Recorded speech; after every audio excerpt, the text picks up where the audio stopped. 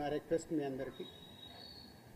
పోతే ఇది ఎక్కడ మొదలైందంటే April 19 east Godavari distributors exhibitors అక్కడ ఒక మీటింగ్ చేసుకున్నారు. అప్పుడు ఆ మీటింగ్లో ఎగ్జిబ్యూటర్స్ కోరుకోవడం జరిగింది, వాళ్ళకున్న ప్రాబ్లం చెప్తూ. సో ఇట్లా థియేటర్లు వర్కౌట్ అవ్వట్లేదు కాబట్టి మాకు పర్సంటేజ్ విధానం ఉంటే బాగుంటుంది అని.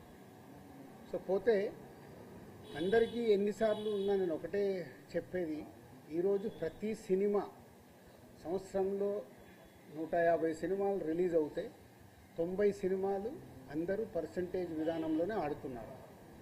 కొన్ని సినిమాలే రెంట్ ఆర్ పర్సంటేజ్ అనే విధానంలో ఆడుతున్నారు. సో ఈ రెంట్ ఆర్ పర్సంటేజ్ విధానంలో ఆడుతున్న దగ్గరే ఎగ్జిబ్యూటర్స్కి కొన్ని ఇబ్బందులు ఉన్నాయి. కాబట్టి వాళ్ళు అలా ఈస్ట్ గోదావరిలో ఏప్రిల్ 19న డిస్ట్రిబ్యూటర్స్ ఎగ్జిబ్యూటర్స్ మీటింగ్లో వాళ్ళు కోరుకోవడం జరిగింది. సో దానికి కొందరు అక్కడ డిస్ట్రిబ్యూటర్స్ యాక్సెప్ట్ చేయలేదు. అది మాకు హైదరాబాద్కి ఇలా నిర్మాతలకి అది కమ్యూనికేట్ అవుతే ఏప్రిల్ 26 గిల్డ్ మీటింగ్ జరిగింది.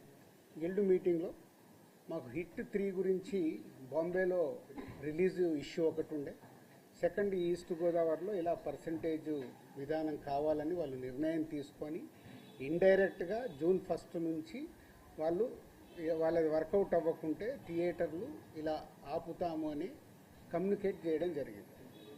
ఇది ఎవ్రీథింగ్ ఆ ఎగ్జిబ్యూటర్స్ డిస్ట్రిబ్యూటర్స్ మధ్యలో ఈస్ట్ గోదావరిలో జరిగిన సంఘటన.